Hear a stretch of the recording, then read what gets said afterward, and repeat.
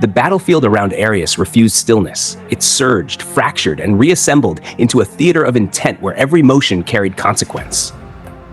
The storm gathered shape around one truth.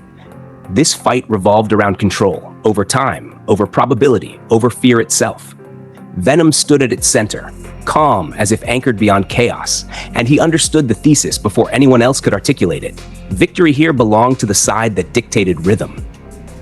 Arius carried overwhelming power, yet power alone failed to command the outcome. Control did.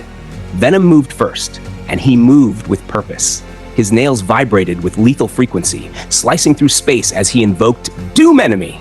Reality itself bent under the assault, each strike calculated to delay rather than destroy. He saw Arius as a target to be stalled, a force to be redirected. Yet Arius refused containment. He slipped through the distortions with effortless disdain, his gaze falling upon them like judgment cast from a higher plane. In that gaze, Venom recognized the first imbalance. Arius believed himself untouchable. That belief formed the first fracture. Arius shifted. The battlefield tightened. "I don't have time to play around here," he declared, twin God-class daggers manifesting as extensions of will. He accelerated, and the air screamed in protest. The first clash landed. Venom caught it, barely. And in that instant, the exchange revealed its hidden architecture. Pain bloomed in Arius's arms. Venom laughed, sharp and unrestrained.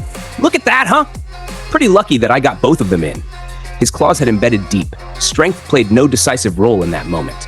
Probability bent. The unseen current of Masayuki's influence flowed through the battlefield like a silent tide, altering outcomes at the edge of perception. Arius felt it, subtly at first, then undeniably. His certainty faltered. Venom recognized the shift immediately. He understood his own position with brutal clarity. "I'd really like to swap places," he thought, yet he held firm. He embraced his role as bait, as delay, as the necessary sacrifice that allowed the machine behind him to function. That machine moved with precision. Minutes advanced from the flank, defying gravity, as if the concept itself had yielded to his will. "Nice try," he said, folding through space before detonating into motion. He applied pressure, constant, unrelenting. Jiwoo followed as execution incarnate, her blade appearing only at the moment of consequence, never before. Bernie sealed openings with lightning, each strike controlling space itself. Together, they constructed a system: pressure, control, execution, delay. Each role reinforced the others. Each movement carried intent. Arius felt it closing in. Irritation replaced disdain. Unease followed. "Heh! I don't have time for games," he growled again, yet the words rang hollow. His thoughts sharpened into something closer to panic. How could they push me like this? The question lingered, unanswered, yet undeniable. Feldway's expectations loomed over him like an unseen blade, and Arius understood the implication. Failure here carried consequences far beyond defeat. Then the battlefield shifted. Reiner's broken form lay discarded, his screams dissolving into irrelevance. Hinata stood over the aftermath, her victory absolute yet stripped of meaning in the face of what remained. She turned her focus forward, her voice steady, her presence commanding. Around her, structure reasserted itself. Moss-anchored formation, forcing order onto chaos. Cien carved space with surgical precision, each motion deliberate and cold. Nicholas followed as quiet mercy, his healing and suppression weaving fractured skirmishes into controlled engagements. They held the line. They imposed discipline. Yet beyond that fragile order, Vega smiled. "You don't need to help your friend at all?" Tensura asked, her tone measured, her perception sharp enough to sense the distortion beneath his demeanor. "He's my lackey," Vega replied lightly. "Not my friend." She watched him, and she understood. He built something, layer by layer, corpse by corpse. His arrogance carried intent, too deliberate to dismiss.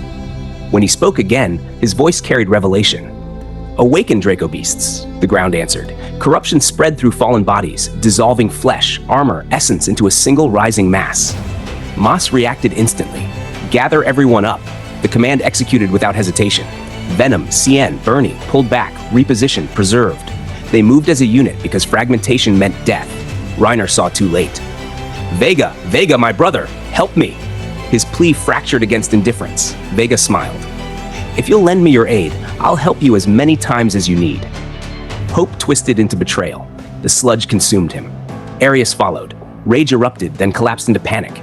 "You'll pay for this," he shouted, yet the mire answered first. It swallowed him whole. Feldway watched, unmoved. Indifference replaced command. "God damn you all!" Arius vanished, his defiance silenced beneath the tide. Then came rebirth. 4 Dracobeasts emerged, black-scaled, hollow-faced, red-eyed abominations shaped from fused death. They stood with imperfect humanity, radiating structured malice. Vega spread his arms, delight unrestrained. "What do you think of these lovely pets of mine?" The battlefield transformed. War dissolved. Slaughter took its place. Venom felt the shift immediately. Whoa, you're kidding," he muttered, yet instinct overrode disbelief. These creatures exceeded calculation.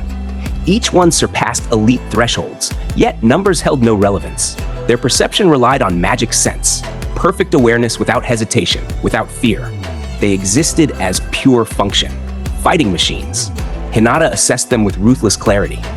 "These are too dangerous to deal with casually," she stated, her voice tight yet controlled. She searched for weakness, joints, mouths, fleeting openings that offered fragile hope. She turned sharply. "All paladins, keep your distance." Morale trembled, then stabilized. Nicholas raised his voice. "Let's all do what we can now." The Crusaders answered, Fritz steady, Lytus resolute, Bacchus masking fear with forced laughter. Arnaud solidified command. "All right, let's get going." Formation emerged, 5 points, discipline geometry. A barrier formed, fragile yet necessary. Velgrund issued her command without distraction. "Minutes, Bernie, Jiwu, move!" Yes, my lady." Tensura followed, her voice cold as inevitability. "Excellent work. We need this sealed. Otherwise, they'll keep searching for food." Venom froze at the word. Food. The truth clarified instantly. Vega unleashed predators, not soldiers. Consumption defined their purpose. Above them, the Dracobeasts descended. Mas adjusted positioning with surgical awareness. Hinata drew phantom pain, her breath steadying as dread pressed inward. Masayuki stood with arms crossed, his calm radiating something unnatural, an unseen force shaping outcomes before they manifested. Velgrund faced Feldway. Tensura faced Vega. Lines formed, roles crystallized, the open loop closed, control defined everything. Arius relied on power and fractured under coordinated intent. Vega seized control through creation, reshaping the battlefield itself into an ecosystem of death. Hinata and the others responded with structure, discipline, and calculated resistance. Each side fought for dominance over the same principle. Who dictated the terms of existence within that space? Vega's voice echoed, final and absolute. Go and play with them.